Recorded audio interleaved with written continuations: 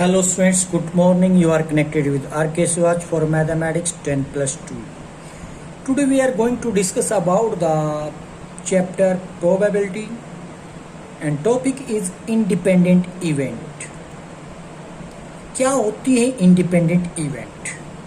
Two events associated with a random experiment are said to be independent if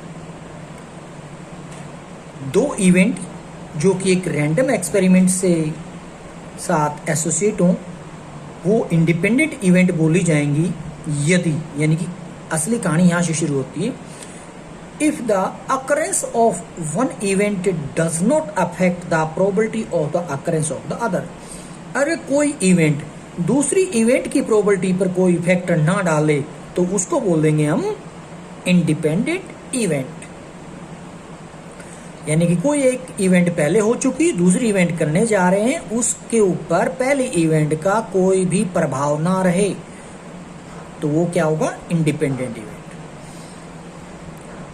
to events A and B associated with the same random experiment are independent if and only if. यानी कि दो event है जिनका नाम हमने एक का ए रखा, दूसरे का बी, सेम रैंडम एक्सपेरिमेंट से हैं तो वो इंडिपेंडेंट रहेंगी। कब रहेंगी, उसकी शर्त ये है उन दोनों के इंटरसेक्शन की प्रोबेबिलिटी उन दोनों की इंडिविजुअल प्रोबेबिलिटी के मल्टीप्लिकेशन के बराबर रहनी चाहिए। मतलब probability of A intersection B is equal to probability of A into probability of B.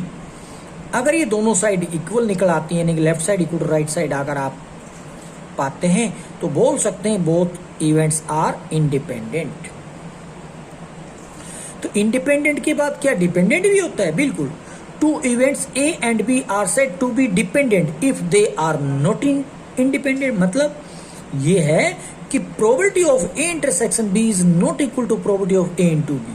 ये डिपेंडेंट भी बोल सकते हो या नॉट इंडिपेंडेंट भी कह सकते हो। तो समझ आया इंडिपेंडेंट इवेंट कौन सी होंगी, तो उसके लिए शर्त रहेगी इंडिपेंडेंट शो करना है तो कि probability of A intersection B is equal to probability of A into probability of B। Main है यही, क्या जब आपको शो करना होगा इंडिपेंडेंट इवेंट शो कीजिए या पता लगाइए, तो इसी को आगे हम सोल्व करके देखेंगे। तो इस चीज को समझने के लिए हम एग्जांपल उठा रहे हैं, एक्सरसाइज 8.3 से स्टार्ट कर रहे हैं। प्रोबेबिलिटी ऑफ ए गिवन है 1/4, प्रोबेबिलिटी ऑफ बी गिवन है 1/3, probability of A union B given है 1/2। शो करना है कि A and B are independent event. तो हम क्या करेंगे इसके लिए, probability of A union B equal to probability of A plus probability of B minus probability of A intersection. ये आपको प्रॉपर्टी पता हो, जो कि सेट चैप्टर में +1 में भी आप पढ़ते थे। A union B is equal to number of A union B is equal to number of A plus number of B minus number of A intersection में। तो वहां से n की जगह p लगा दिया जाता है, प्रोबेबिलिटी के लिए फार्मूला बन जाता है। अब इस चीज को उल्टा भी लिख सकते हैं, इंटरसेक्शन वाले को यहाँ पर, जैसे कि ये उधर चला जाएगा। कहने का मतलब probability of A intersection B is equal to probability of A plus probability of B minus probability of A union B. तो बस प्रोबेबिलिटी ऑफ ए की वैल्यू, प्रोबेबिलिटी ऑफ बी की वैल्यू और इन दोनों के इंटरसेक्शन की वैल्यू जैसे सोल्व करोगे 1/12 क्या निकला है, इंटरसेक्शन की प्रोबेबिलिटी की वैल्यू आ चुकी है। अगर आप इन दोनों को मल्टीप्लाई करके देखें, मतलब इस फार्मूले की बात कर रहा हूं, तो क्या पाते हैं, तो फिर भी लिख रहे हैं हमें तो शो करना था, इसका मतलब इक्वल आना चाहिए, तो इसलिए लिखेंगे the event independent if probability of A intersection B is equal to probability of A into probability of B. तो probability of A into B की मल्टीप्लिकेशन आप देख पा रहे हैं 4 × 3 1/12 ही बनता है, और इंटरसेक्शन की प्रोबेबिलिटी भी हम निकाल चुके हैं 1/12। तो 1/12 इज इक्वल टू 1/12 तो ट्रू हो जाता है। तो hence the events A and B are independent. तो शो करना था इवेंट ए और बी इंडिपेंडेंट था, तो हो चुका है। नेक्स्ट में अब की बारी पता लगाना है कि इंडिपेंडेंट है कि नहीं ए और बी इवेंट। तो क्या दिया गया है, प्रोबेबिलिटी ऑफ ए की वैल्यू दे रखी है, प्रोबेबिलिटी ऑफ बी की वैल्यू दे रखी है, और आपको मिला हुआ है प्रोबेबिलिटी ऑफ नॉट ए और नॉट बी।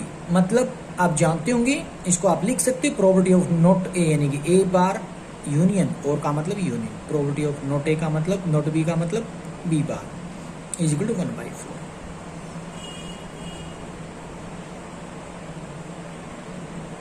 पहले इसी को हम आगे बढ़ाते हैं, नोट को हटाने की कोशिश करेंगे। कैसे हटेगा देखिए,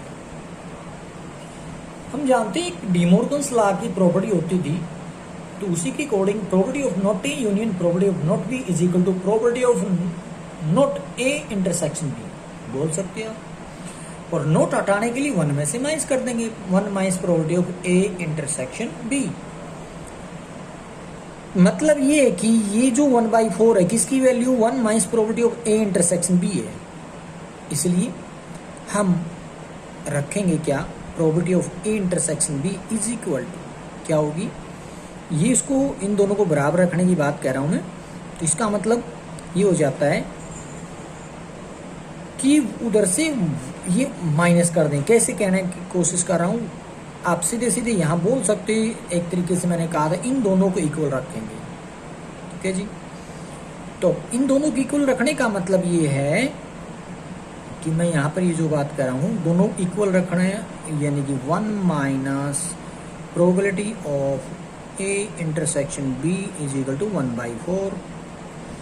अब इसको पॉजिटिव शो करना है तो क्या लिखना है, तो क्या लिखेंगे, इसको हमने जैसे इधर लिख लिया तो ये उधर भेज दिया 1/4, इधर भेजना पड़ेगा तो 1 माइनस हो जाएगा ना, वही मैंने यहाँ पर लिख दिया 1 माइनस 1/4 आया 3/4। इंटरसेक्शन की वैल्यू आ चुकी है, ए और बी की मल्टीप्लीकेशन करके देख लो, अगर वो भी इसके इक्वल आता है तो इंडिपेंडेंट है, वरना नहीं है। तो दोनों की मल्टीप्लीकेशन क्या रहेगी 7/24, क्या 3/4 की इक्वल आता है, नहीं। नहीं तो आप क्या बोलोगे उस चीज को, नॉट इंडिपेंडेंट बोल सकते हो या फिर डिपेंडेंट बोल सकते हो। तो वही मैंने यहाँ पर आपको दिखाने की कोशिश की है, दोनों की मल्टीप्लिकेशन 7/24 है, तो 7/24 जो है इक्वल नहीं आया किसके, जो अपने पास रिजल्ट आ चुका था इंटरसेक्शन की प्रोबेबिलिटी 3/4 इक्वल नहीं है, तो वही लिखने जा रहे हैं हम। तो इंटरसेक्शन जो है यानी कि probability of A intersection B is not equal to probability of A into probability show, हम बोल देंगे यहाँ पर hence event A and B are not independent, या फिर इसको बोला जा सकता है dependent.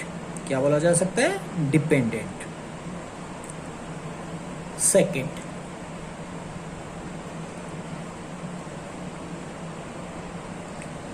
a dice mark 1 2 3 in red, 4 5 6 in green is tossed। एक डाइस है जिसके ऊपर रेड लिखा गया 1 2 3 और ग्रीन में लिखा गया है 4 5 6, उसको टॉस किया गया है। तो यहां पर इवेंट ई को लेट कर लेते हैं, number is even and F E be the event number is red. तो उस केस में हम कहेंगे R E and F independent. तो क्या हमारे को मिलेगा ई और एफ इंडिपेंडेंट, तो बात वही है, फिर से दोनों इवेंट की प्रोबेबिलिटी अलग अलग से निकालिए, दोनों के इंटरसेक्शन की प्रोबेबिलिटी निकालिए, दोनों की इंटरसेक्शन की प्रोबेबिलिटी उनके बराबर आनी चाहिए, दोनों की इंडिपेंडेंट की मल्टीप्लिकेशन के।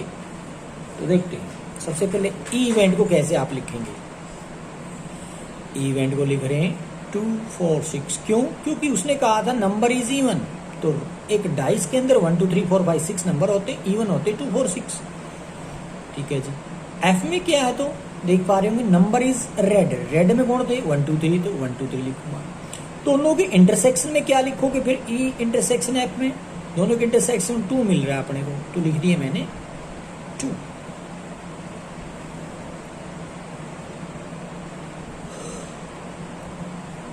अब आप इसको लिख सकते हैं number of exhaustive cases when the dice is tossed, क्या बनेगी 6, क्योंकि एक डाइस में टोटल नंबर 6 होते हैं। तो प्रोबेबिलिटी ई निकालते हैं, तो ये फेवरेबल केस 3 है, टोटल 6 होते हैं, तो 3/6 हो जाएगा। 3/6 का मतलब 1/2। प्रोबेबिलिटी ऑफ एफ अगर आप निकालते हैं, इसके अंदर एलिमेंट 3 है, तो 3 बाई टोटल 6 है, तो 3/6 अगेन हो रहा है, तो 1/2। इंटरसेक्शन के अंदर एक ही इवेंट है तो 1 बाई टोटल है 6, तो 1/6 मैंने लिख दिया। अब एक बार चेक कर लेते हैं क्या इन दोनों की मल्टीप्लिकेशन 1/6 आ रही है। तो देखोगे property of E into property of A is equal to 1/2 into 1/2 1/4। तो 1/6 के इक्वल तो नहीं आ रही, तो इसलिए लिखेंगे property of A intersection F E intersection F not equal to property of E into property of F, hence events are not independent. तो क्या है, डिपेंडेंट बोल सकते हो आप, ये नॉट इंडिपेंडेंट गलत नहीं है, ठीक है। Next, a dice is thrown, E is the event, the number is multiple of 3। क्या कहा, एक डाइस को थ्रो किया गया है, ई जो है इवेंट है, क्या है उस इवेंट के अंदर, the number is multiple of 3, जो नंबर आएगा वो 3 का मल्टीपल है। नंबर जो आएंगे ए इस इवेंट में वो 3 का मल्टीपल है। और F is the event, number appearing is even. F event में आपने क्या रखना है, जो नंबर आएंगे वो इवन आने चाहिए एफ के अंदर। Find weather E and F are independent. तो इसके लिए क्या करना पड़ेगा, फिर से वही पुरानी कहानी है, इंटरसेक्शन की प्रोबेबिलिटी उनके इंडिपेंडेंट प्रोबेबिलिटी के मल्टीप्लिकेशन के इक्वल है या नहीं, ये चेक करना है। तो सबसे पहले इवेंट ई को लिखने जा रहा हूँ। इवेंट ई रहेगा 3 6। क्यों, क्योंकि कहा था नंबर 3 का मल्टीपल होना चाहिए, तो 3 और 6 ही आएंगे 1 2 3 4 5 6 के अंदर। एफ इवेंट में बोल रहा था इवन आने चाहिए, तो 2 4 6 होते हैं, दोनों के इंटरसेक्शन में 6 आ रहा है, इसलिए मैंने यहाँ पर 6। तो प्रोबेबिलिटी ऑफ ई 1/3 कैसे है, 2/6 जो लिखोगे। नंबर ऑफ ई तो 2 है, और नंबर ऑफ एस बोल लो या टोटल, इसको सैंपल पॉइंट आप बात करेंगे, एक डाइस के ऊपर 6 नंबर ही होते हैं तो टोटल, इसलिए मैंने नंबर ऑफ एस यानी कि सैंपल पॉइंट 6 बोल दी। तो 2/6 को 1/3 लिख दो।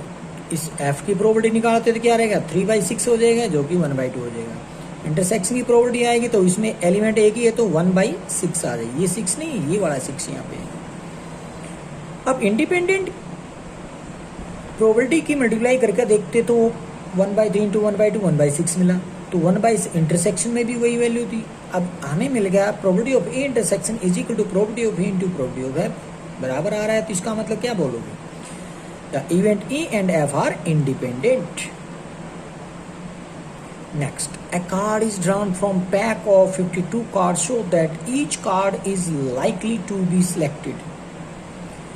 In which of case the event E and F are independent? ये E और F क्या है जिसको आप इंडिपेंडेंट बताओगे, ये पता लगा पाओगे, तो यहाँ पर दिए गए हैं। E इवेंट में दिया गया था card drawn is a spade, और F इवेंट में कहा गया था card drawn is an ace. तो स्पेड क्या होता है, ऐश क्या होता है जानते होंगे। तो टोटल 52 कार्ड्स होते हैं, उसमें 4 तरह के कार्ड होते हैं, हार्ट, क्लब, डायमंड, स्पेड। और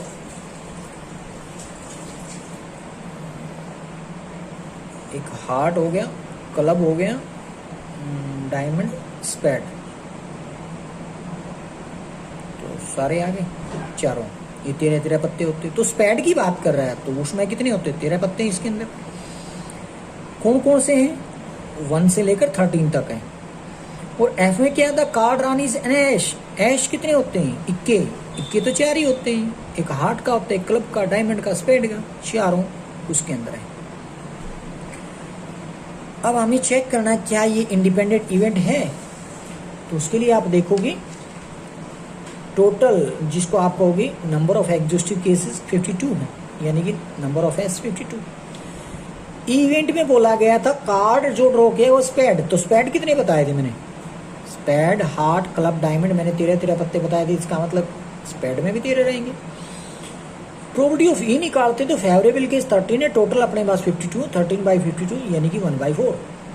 अब एफ पर चलते हैं। एफ में क्या है, एस, इक्के कितने होते हैं, 4 होते हैं, तो number of F is equal to 4।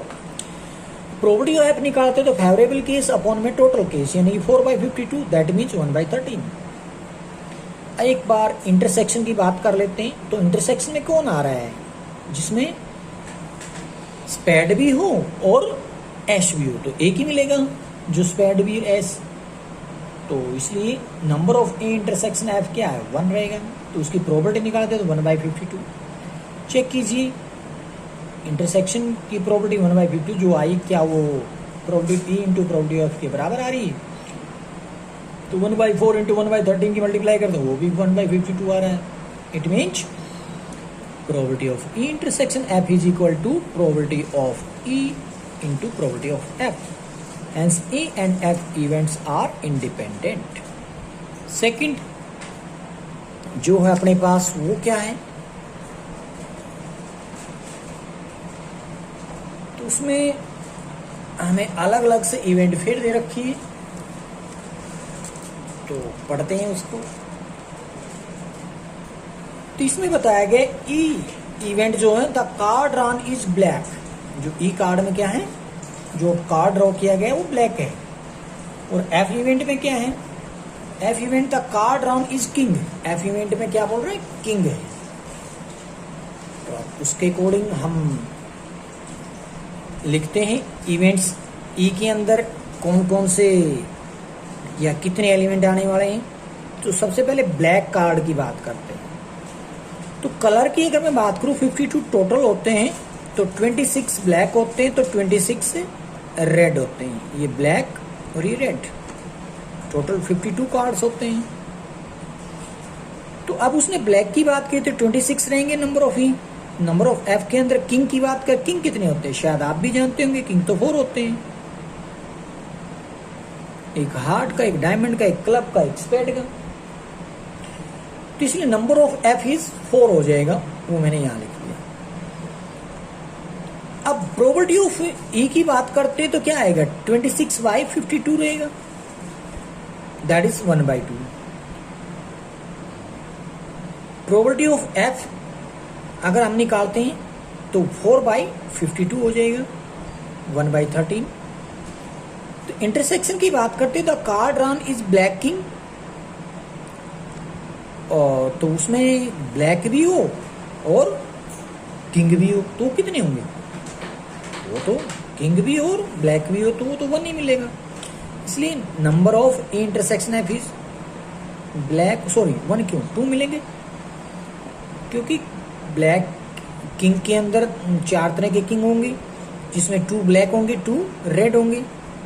इसलिए ब्लैक की बात करें तो 2 मिलेगा. प्रोबेबिलिटी ऑफ इंटरसेक्शन एफ 2/52 हो जाएगा, दैट इज 1/26. अब क्या probability of E into probability of F दोनों की मल्टीप्लिकेशन करता हूं, क्या वो 1/26 आ रहा है, बिल्कुल आ रहा है. It means probability of E intersection is equal to probability of E into probability of F. Hence E and F events are independent.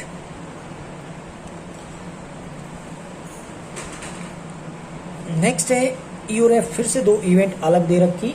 E event में बोला गया है the card drawn is a king और queen. Event E में क्या है, या तो किंग है या क्वीन है. तो किंग क्वीन 4 किंग होते, 4 क्वीन होती हैं, टोटल 8 बनेंगे इसके अंदर. और एफ इवेंट में क्या है, the card drawn is a queen और जैक. इसमें 4 तो क्वीन हैं और 4 जैक हैं. जैक जो जे लिखा होता है जिस कार्ड पे, वो जैक होता है. तो दोनों में कॉमन बात देख पा रहे होगे आप, क्वीन है, यानी कि 4 कार्ड जो होंगे वो कॉमन में आ जाएंगे. इसमें 4 4 8, इसमें भी 4 और 4 8 है. तो लिखते हैं आगे, नंबर ऑफ ई इज 8. तो प्रोबेबिलिटी ऑफ ई निकालते तो 8/52, क्योंकि टोटल कार्ड 52 होते हैं, दैट इज 2/13. क्यों लिखा 8, there are 4 king and 4 queen in the pack of cards. और नंबर ऑफ एफ की बात करें तो वो भी 4 + 4, 4 क्वीन है, 4 जैक हैं, इस तरीके से टोटल 8 हो जाएंगे. प्रोबेबिलिटी निकालते हैं एफ की तो 8/52, दैट इज 2/13. अब आपको क्या निकालना है, अब आपको इंटरसेक्शन निकालना. उसकी प्रोबेबिलिटी अगर दोनों की मल्टीप्लिकेशन इक्वल आ रही है तो आप बोल दोगे इंडिपेंडेंट है. तो चेक कीजिए, इंटरसेक्शन में क्या आ रहा है, क्वीन आ रहा है. क्वीन कितनी है, 4 है. तो इसका मतलब ये हो जाएगा कि प्रोबेबिलिटी जब निकालोगे 4/52 यानी कि 1/13. अब आप 1/13 कह लो या 4/52 कह लो, वो इक्वल आना चाहिए किसके, probability of E into probability of F, जो कि नहीं आ रहा है. नहीं आ रहा था, आप बोलोगे probability of E intersection F not equal to probability of E into probability of F. Hence the events E and F are not independent. क्या नहीं है? इंडिपेंडेंट नहीं है. नेक्स्ट आगे है 3 coins. जो स्टेटमेंट है उसमें लिखा गया है 3 coins are tossed simultaneously. तो coins कितने हैं? 3. उनको टॉस किया गया है. 3 coin को टॉस करने का मतलब ये हो गया कि टोटल अगर हम आउटपुट निकालेंगे जिसको बात कह रहे हो तो 8 बनेगी. क्या देखिएगा, ई इवेंट को पढ़ लेते हैं पहले. 3 हेड और 3 टेल्स वो इवेंट ई में आएंगे. या तो 3 हेड हो या 3 टेल हो. एफ इवेंट में बोल रहा है एटलीस्ट 2 हेड्स, कम से कम 2 हेड आने की बात की. तो इसका मतलब 3 हेड भी आ सकते हैं, ध्यान रखना, क्योंकि एटलीस्ट वर्ड दिया गया है. जी इवेंट में बोला गया at least 2 head, sorry at most 2 head. At most का मतलब ज्यादा से ज्यादा 2 हेड रहेंगे, उससे कम यानी कि 1 हेड भी हो सकता है. बिना हेड वाले भी इवेंट इसमें आएंगी जी के अंदर. ठीक है. Of pair E F E G F G which are independent और डिपेंडेंट. तो पता लगाना है कौन से डिपेंडेंट है कौन से इंडिपेंडेंट है. तो पहले ई एफ की बात करेंगे, फिर ई जी की बात करेंगे, फिर एफ जी की बात करेंगे. पहले बात कर लेते हैं number of existing cases. 2 raise power 3 क्यों लिखा है? क्योंकि एक कॉइन के अंदर या तो हेड होता है टेल होता है, 2 ऑप्शन होते हैं. उसको कॉइन 3 है तो इसका मतलब 2 raise power 3 that is equal to 8. जो कि नंबर ऑफ हैश आप बोल सकते हो 8. क्या है ये नंबर ऑफ हैश? कहां से 8 कौन कौन से हैं वो यहां पर देख पा रहे हो आप. Head head head head head tail head tail head tail head head head tail tail tail head tail tail tail head tail tail tail. Event में क्या बोला था उसने? 3 हेड और या फिर 3 टेल. ये 3 हेड रहे, ये 3 टेल रहे, दोनों को उठा के इवेंट में रख दोगे तो इसका मतलब नंबर ऑफ ई क्या मिले अपने को? 2. अगर आप पी की बात करें, सॉरी पी नहीं, यानी कि प्रोबेबिलिटी की निकालेंगे तो इसकी क्या रहेगी? प्रोबेबिलिटी निकालेंगे तो 2/8 आ जाएगी. 8 कहां से? टोटल केस से होते 8 थे तो 1/4 लिख दोगे. एफ इवेंट में क्या बोला था उसने? एफ इवेंट में कहा था एटलीस्ट 2 हेड, कम से कम 2 तो रहने चाहिए, 2 से ज्यादा भी हो सकते हैं. तो 2 हेड इसमें भी हैं, इसमें भी हैं, इसमें भी हैं, इसमें भी हैं, इनमें नहीं है. तो इसका मतलब 1 2 3 4 जो है सैंपल पॉइंट हम डाल देंगे इसके अंदर एफ इवेंट में. तो वो 4 मिल गए. इसकी प्रोबेबिलिटी अगर निकालते हैं तो क्या रहेगा? 4/8 दैट इज 1/2. इसी इवेंट में क्या था? एटमोस्ट 2 हेड, ज्यादा से ज्यादा 2 हेड होना चाहिए, कम भी चलेंगे, बिना हेड वाले भी चलेगा. तो इसके अंदर बात करें ये नहीं आएगा, बाकी सब आ जाएंगे. तो इसका मतलब 8 में से 1 हटा दिए, 7 केसेस आ जाएंगे इसके अंदर. 1 2 3 4 5 6 7. अब नंबर ऑफ जी 7, तो प्रोबेबिलिटी निकालते हैं 7/8 हो जाएगा. अब इंटरसेक्शन और निकाल लेते हैं. अगर आप ई और एफ की बात करते हैं, दोनों का इंटरसेक्शन क्या है? ट्रिपल एच भी है बस, तो वही हमने रख दिया, 1 आया. और इसकी प्रोबेबिलिटी निकालेंगे तो 1/8 हो जाएगा. अब ई और जी का, ई एंड जी जो इवेंट थी, उन दोनों का इंटरसेक्शन अगर आप देखोगे, ये जी है ये ई है, इन दोनों में फिर से आप देख पाओगे ट्रिपल टी आ रहा है. तो एक ही है ना वैसे तो number of E intersection G is equal to 1, तो 1/8 इसकी प्रोबेबिलिटी हो जाएगी. फिर निकाल लेते साथ साथ एफ एंड जी. एफ ये रही, जी ये रही, दोनों का इंटरसेक्शन क्या आ रहा है? इसमें 3 मिलेंगे आपको. एच एच टी ये रहा, एच टी एच ये रहा, टी एच एच ये रहा, बाकी नहीं है. तो तीनों हमने यहाँ रख दी. तो number of F intersection G is equal to 3. अगर आप इसकी प्रोबेबिलिटी निकालते हैं तो क्या रहेगा? 3/8 हो जाएगा. नाउ अब पहले ई और एफ इंटरसेक्शन की प्रोबेबिलिटी निकाली तो वो आपको मिली थी 1/8. क्या ई और एफ के इंडिपेंडेंट प्रोबेबिलिटी की अगर मैं मल्टीप्लिकेशन कर दूं तो 1/8 फिर से आ रहा है, तो इक्वल आ रहा है ये, तो लिख देंगे E and F are independent. E and G की बात करते हैं तो इन दोनों का इंटरसेक्शन की बात की तो वो भी 1/8 आ रहा था. और ई और जी दोनों की इंडिपेंडेंटली अगर मैं बात करूं एक प्रोबेबिलिटी की, ई की प्रोबेबिलिटी की और जी की प्रोबेबिलिटी, 1/4 को 7/8 से मल्टीप्लाई करेंगे. तो 1/8 नहीं आ रहा है, नहीं आ रहा, तो इसका मतलब ये हो जाएगा probability of A intersection G not equal to probability of A into probability of जी।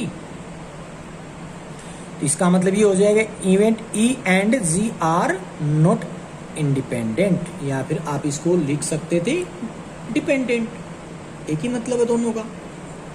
ठीक है, आगे हम ई एफ एंड जी की बात कर लेते हैं। दोनों के इंटरसेक्शन की प्रोबेबिलिटी की बात करें तो वो था 3/8। अब एफ इवेंट और जी इवेंट, ये जी इवेंट की प्रोबेबिलिटी यहाँ है, एफ इवेंट की प्रोबेबिलिटी 1/2 को 7/8 से मल्टीप्लाई करते हैं तो क्या आप पाएंगे 3/8? No, that means probability of F intersection G is not equal to probability of F into probability of G. Hence, event F and G are not independent. Hence, the pair EG is independent and the क्या लिखेंगे हम, E और G तो क्या मिले थे अपने को, E और सॉरी G नहीं F है, E and G are independent, EG और FG डिपेंडेंट रहेंगे। ये हमें बताना है इसको कौन सा डिपेंडेंट कौन सा इंडिपेंडेंट है। नेक्स्ट,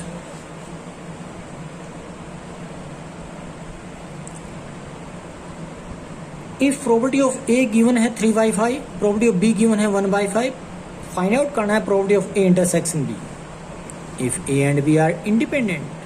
तो यहाँ पर ए की लाइन के क्वेश्चन बनता है, यानी कि आंसर बनेगा, क्या रहेगा वो आपको पता होना चाहिए। इंडिपेंडेंट इवेंट क्या होती है, कैसे होती है, ये पता होना चाहिए। तो उसके लिए आप क्या करोगे, तो आपको जानना पड़ेगा इंडिपेंडेंट क्या आता है। तो probability of A intersection B is equal to probability of A into probability of B आना चाहिए। तो वही हम लिखने जा रहे हैं। Since A and B are independent that is given, अगर वो इंडिपेंडेंट है तो लिखेंगे probability of A intersection B is equal to probability of A into probability of B. तो हम रख लेते हैं 3/5 मल्टीप्लाई 1/5 दैट इज 3/25। तो किसकी वैल्यू आ गई, probability of A intersection B आ चुकी है। Next, if A and B are two independent event, पहले से बताया गया दोनों इंडिपेंडेंट इवेंट है। इंटरसेक्शन की प्रोबेबिलिटी की वैल्यू सॉरी यूनियन की प्रोबेबिलिटी की वैल्यू दे रखी है, ए की प्रोबेबिलिटी की वैल्यू दे रखी है, बी की पूछ ली गई है। पहले ही कहा है कि वो दोनों इवेंट्स कैसी इंडिपेंडेंट, तो इसलिए थोड़ा सा एक इसमें प्रॉपर्टी का सहारा लेना पड़ेगा, क्योंकि यहाँ पर यूनियन की प्रोबेबिलिटी दे रखी है इसलिए।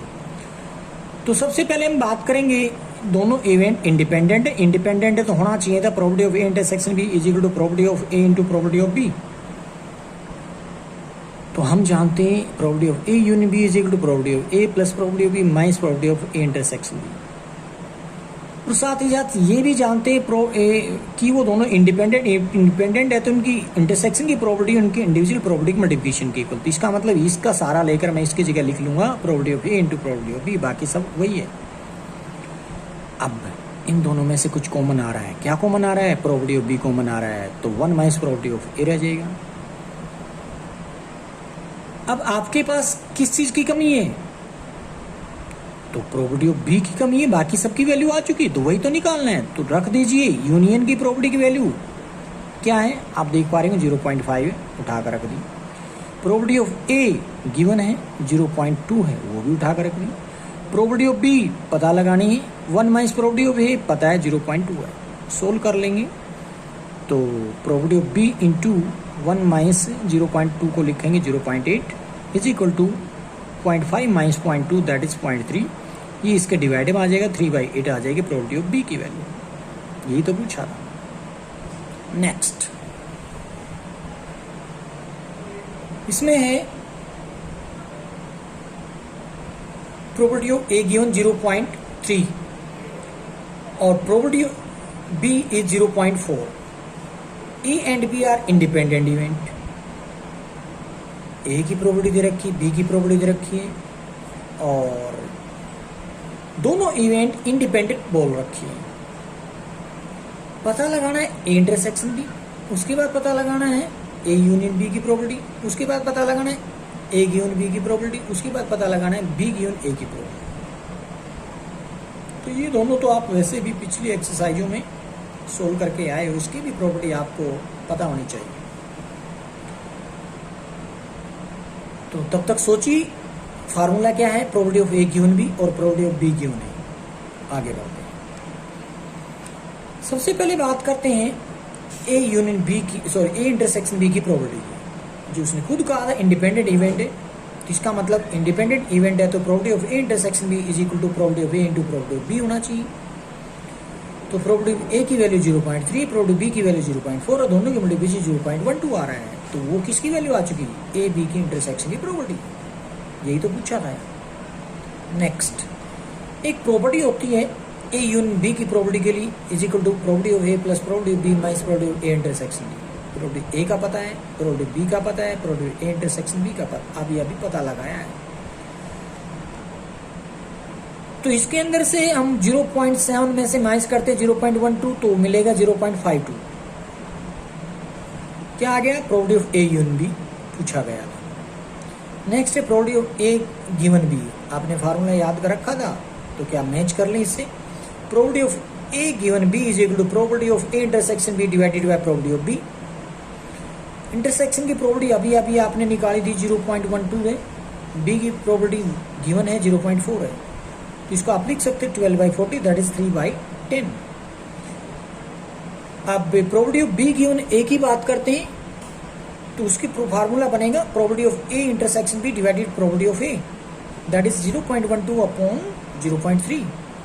12/30 बोलो या 4/10 या फिर 2/5। हो गया solution. Next,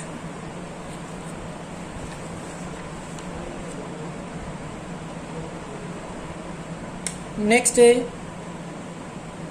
given A and B are independent event, probability of A 0.3, probability B 0.6। Find out करना है probability of A and B, probability A and not B, probability A और बी। उसके बाद बोला गया है probability neither A nor B.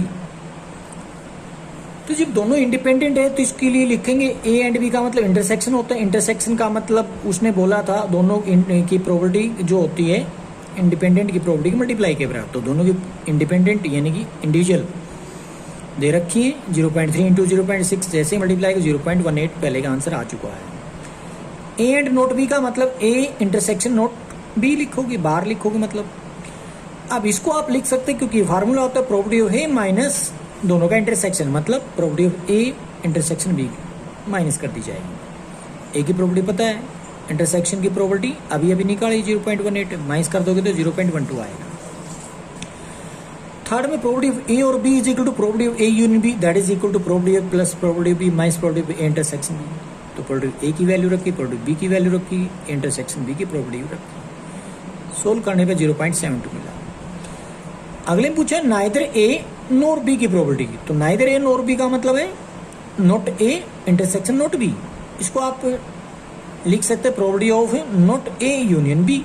अब इसको आप लिख सकते हैं 1 minus probability of A union B. A union B हमने निकाल लिया है, अभी 0.72 आया था तो 1 में से माइनस कर देंगे तो क्या रहेगा 0.28 आंसर रहेगा। नेक्स्ट है given probability of A 0.4, probability of B and probability of A union B 0.6। Find करना है पी की वैल्यू। और साथ ही A and B are independent हो तो क्या होगा और म्यूचुअली एक्सक्लूसिव हो तो क्या होगा। सबसे पहला पॉइंट उठाते हैं जब वो इंडिपेंडेंट है। इंडिपेंडेंट है इन दोनों के इंटरसेक्शन की प्रोबेबिलिटी ए और बी की प्रोबेबिलिटी के मल्टीप्लिकेशन के बराबर रहेगी। तो इंटरसेक्शन की प्रोबेबिलिटी हम निकालें तो ए की प्रोबेबिलिटी 0.4 दे रखी है और बी की प्रोबेबिलिटी पी दे रखी है, तो यानी कि इसको इक्वेशन फर्स्ट बोल देंगे। अब हम जानते हैं probability of A union B is equal to probability of A plus probability B minus probability of A intersection B होता है। यूनियन की प्रोबेबिलिटी दे रखी 0.6 है, ए की प्रोबेबिलिटी 0.4 है, बी की प्रोबेबिलिटी पी है। तो इंटरसेक्शन की प्रोबेबिलिटी अभी निकाली थी हमने, यहाँ पर 0.4 पी है, वो डाल देंगे किसकी वैल्यू रख दी हमने 0. नहीं ये तो इंटरसेक्शन की हमने एज इट इज रखा है, दोनों के इक्वल इक्वेट कर लेंगे आगे चल के। पहले मैं एक बार इसको सोल्व करूँ, यहाँ भी रख सकते हैं आप, मैंने नहीं रखा यहाँ। तो मैंने पहले इसको अकेला कर लिया। Probability of A intersection B क्या हो जाएगा 0.6 में 0.4 माइनस कर दोगे और जो बचेगा मतलब ये उधर जाएगा तो 0.4 में से 0.6 माइनस होगा, 0.2 नेगेटिव आएगा, p माइनस 0.2 हो जाएगा इंटरसेक्शन। ये भी इंटरसेक्शन, ये भी इंटरसेक्शन, दोनों को इक्वल रख देंगे तो वहां से सोल्व करने के बाद p की वैल्यू क्या आ रही है 1/3। जब वो म्यूचुअली एक्सक्लूसिव है तो क्या होता है, म्यूचुअली एक्सक्लूसिव का मतलब probability of A union B is equal to probability of A plus probability B. क्या होता है म्यूचुअली एक्सक्लूसिव, क्योंकि इंटरसेक्शन में फाई आता है, इसका मतलब वो म्यूचुअली एक्सक्लूसिव होता है। तो इंटरसेक्शन की प्रोबेबिलिटी क्या रहेगी, 0 रहेगी। तो इसलिए probability of A union B is equal to probability of A plus probability of B लिखा जाता है इसको। अब यूनियन की प्रोबेबिलिटी दे रखी 0.6, ए की प्रोबेबिलिटी 0.4, बी की दे रखी p, वहां से p की वैल्यू आएगी 0.6 minus 0.4 that is 0.2 answer. Thank you.